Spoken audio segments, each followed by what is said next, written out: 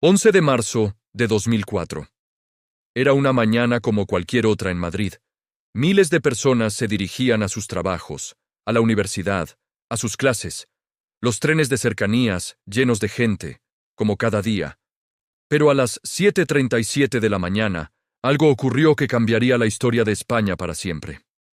En cuestión de minutos, 10 explosiones sacudieron varios trenes en plena hora punta. La estación de Atocha, uno de los nudos ferroviarios más importantes del país, se convirtió en el epicentro de una tragedia inimaginable.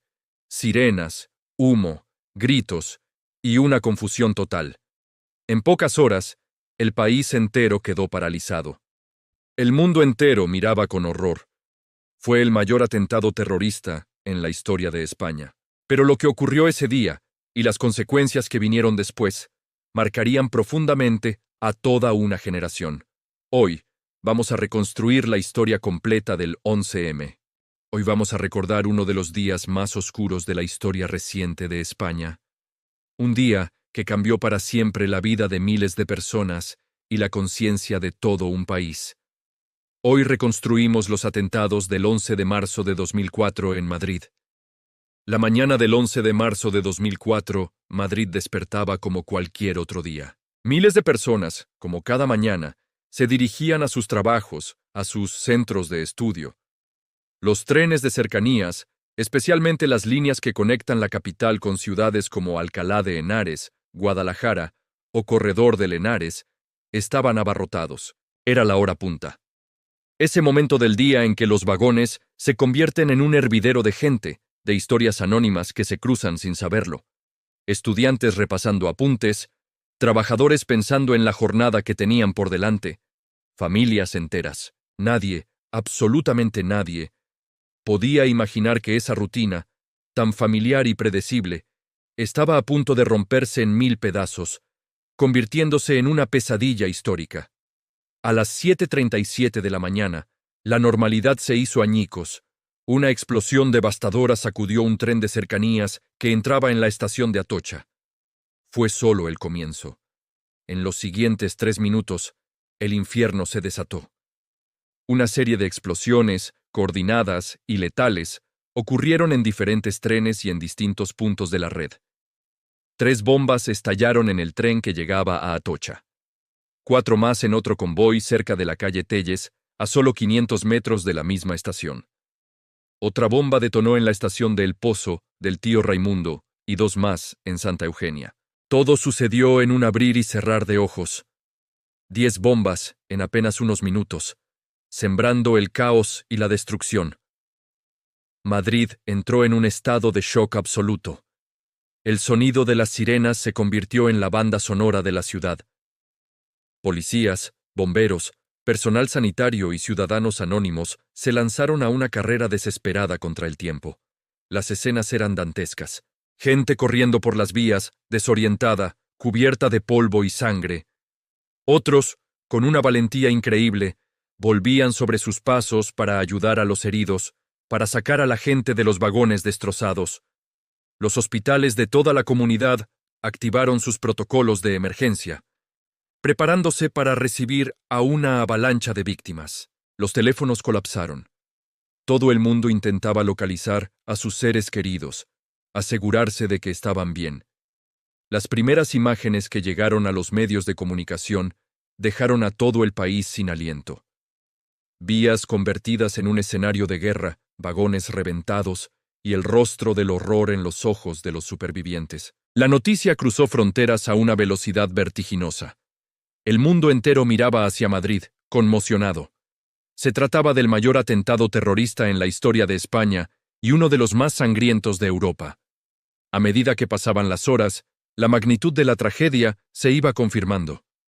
Las cifras eran escalofriantes. 191 personas habían sido asesinadas. Más de 2000 resultaron heridas. Muchas de ellas de gravedad. Familias enteras rotas, futuros truncados. Un dolor inmenso que se extendió por cada rincón del país. España se sumió en un profundo duelo nacional. Las banderas ondearon a media asta, se declararon días de luto oficial. La gente, de forma espontánea, salió a las calles en masivas manifestaciones silenciosas, unidas por el dolor y la repulsa. Pero en medio de la conmoción y el luto, surgieron las preguntas inevitables. ¿Quién estaba detrás de esta masacre? ¿Por qué? La respuesta a estas preguntas no solo tardaría en llegar, sino que además abriría una de las crisis políticas y sociales más profundas de la democracia española. La investigación policial se puso en marcha de inmediato, pero la autoría del atentado se convirtió en el centro de un acalorado debate que polarizó a la sociedad española, especialmente porque el país estaba a solo 3 días de unas elecciones generales. Inicialmente, el gobierno de José María Aznar atribuyó la autoría a la banda terrorista ETA. Esta fue la primera línea de información oficial que se transmitió tanto a nivel nacional como internacional. Sin embargo, muy pronto empezaron a surgir pruebas que apuntaban en una dirección completamente diferente. El terrorismo yihadista. La aparición de una furgoneta en Alcalá de Henares con detonadores y una cinta con versos del Corán fue una de las primeras pistas clave. Además, una llamada a un periódico reivindicando el atentado en nombre de Al-Qaeda sembró aún más dudas sobre la versión oficial. Esta discrepancia entre la versión del gobierno y las evidencias que iban saliendo a la luz generó una enorme controversia. La sociedad se dividió. Muchos acusaron al gobierno de manipular la información con fines electorales, sugiriendo que vincular el atentado con el terrorismo islámico podría perjudicarles en las urnas debido al apoyo de España a la guerra de Irak. Otros defendían la postura oficial, argumentando que ETA era la sospechosa más lógica en un primer momento. La jornada de reflexión previa a las elecciones se convirtió en un clamor popular frente a las sedes del Partido Popular, exigiendo saber la verdad antes de votar. Finalmente, las elecciones del 14 de marzo dieron un vuelco inesperado, y el Partido Socialista, liderado por José Luis Rodríguez Zapatero, ganó las elecciones. La investigación posterior confirmó de manera concluyente que los atentados fueron obra de una célula yihadista. Los responsables fueron identificados, y tras un intenso seguimiento, varios de ellos se suicidaron con explosivos en un piso de Leganés, matando también a un agente de los GEO. El 11M dejó cicatrices imborrables, no solo por la pérdida de vidas humanas, sino también por la fractura social y la desconfianza política que generó. Hoy, años después, recordamos a las víctimas, a sus familias y a todos los héroes anónimos de aquel día. Recordar es un ejercicio de memoria, pero también una forma de honrar a quienes nos fueron arrebatados y de reafirmar nuestro compromiso con la paz y la verdad. Mientras los equipos de emergencia seguían trabajando en los lugares de los atentados, comenzaba otra carrera contrarreloj: la investigación. En esas primeras horas, las autoridades se enfrentaban a un caos de información y a una pregunta fundamental: ¿quién estaba detrás de este ataque tan brutal? Las primeras hipótesis apuntaban en varias direcciones. ¿Había sido una organización terrorista internacional como Al-Qaeda, que ya había golpeado en Estados Unidos? ¿O se trataba de un grupo interno, quizás relacionado con el terrorismo de ETA, que durante décadas había sembrado el terror en España? La confusión era enorme y las respuestas no eran claras, y en los días que siguieron, las conclusiones que se iban alcanzando generarían uno de los debates políticos y sociales más intensos y polarizados en la historia reciente de nuestro país. Pero antes de sumergirnos en esa controversia, es crucial entender cómo se desarrolló la investigación paso a paso, qué descubrieron los investigadores y cómo fueron encajando las piezas del puzzle. Las pistas que aparecieron en las horas y días posteriores al atentado cambiarían completamente el rumbo del caso y la percepción pública de lo que había ocurrido.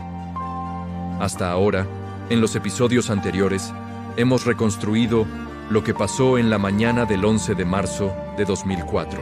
Primero, vimos cómo Madrid despertaba como cualquier otro día, con miles de pasajeros viajando en los trenes de cercanías hacia sus trabajos y lugares de estudio.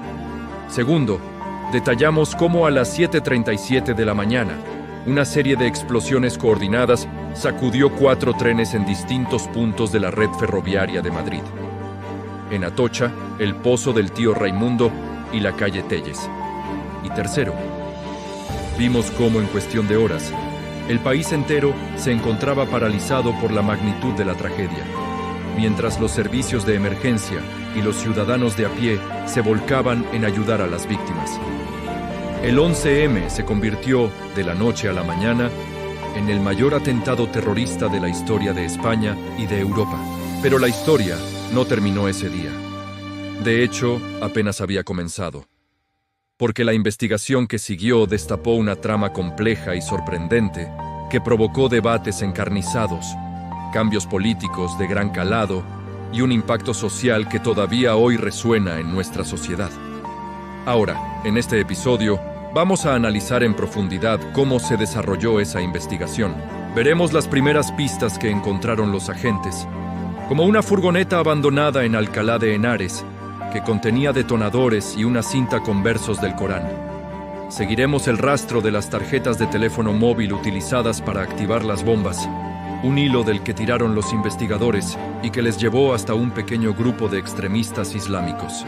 Descubriremos cómo la colaboración ciudadana fue clave para identificar a los sospechosos y cómo la policía fue estrechando el cerco sobre ellos, culminando en el dramático asedio a un piso en Leganés, donde los principales autores del atentado se suicidaron haciendo estallar una potente carga de explosivos. Pero no nos quedaremos solo en la cronología policial. También examinaremos la enorme controversia política que se desató.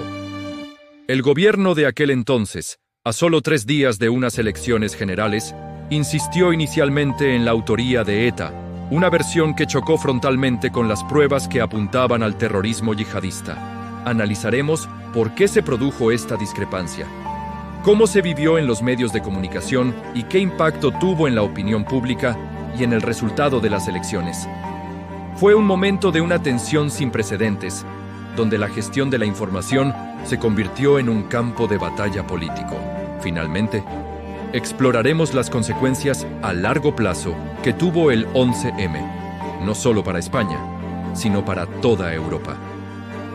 El atentado marcó un antes y un después en la lucha contra el terrorismo yihadista en el continente, obligando a los servicios de inteligencia y a los gobiernos a replantear sus estrategias de seguridad. También generó un profundo debate social sobre la integración, el multiculturalismo y las raíces del extremismo. El 11M no fue solo una tragedia humana, fue un evento que sacudió los cimientos de un país y que nos obligó a enfrentarnos a nuevas y aterradoras realidades. Tras los atentados del 11M, la respuesta de las autoridades fue inmediata y masiva. La investigación arrancó y pronto dio sus primeros frutos. Una furgoneta abandonada cerca de una de las estaciones se convirtió en la primera pista clave. Dentro, los investigadores encontraron detonadores y una cinta con versos del Corán, lo que orientó las sospechas hacia el terrorismo islamista. A partir de ahí, el puzzle comenzó a tomar forma. Cada pieza llevaba a otra, desvelando una red yihadista que operaba en España. Las detenciones no se hicieron esperar, y poco a poco, los rostros de los responsables empezaron a salir a la luz. Mientras, la sociedad española, conmocionada, salió a la calle en manifestaciones históricas para gritar un no rotundo al terrorismo. El 11M cambió España para siempre. El atentado del 11M cambió profundamente la seguridad en Europa. Después de aquella mañana, se reforzaron los controles en el transporte público, se intensificó la cooperación internacional contra el terrorismo y se desarrollaron nuevas estrategias de prevención. Pero más allá de las políticas, el recuerdo del 11M sigue vivo en nuestra memoria colectiva. Cada año, Madrid recuerda a las víctimas con homenajes y minutos de silencio. Porque aquel día no solo fue una tragedia, fue también un momento que mostró la solidaridad de toda una sociedad. El 11 de marzo de 2004 quedó marcado para siempre en la historia de España. Un día de dolor, pero también de memoria. Recordar lo ocurrido no es solo mirar al pasado.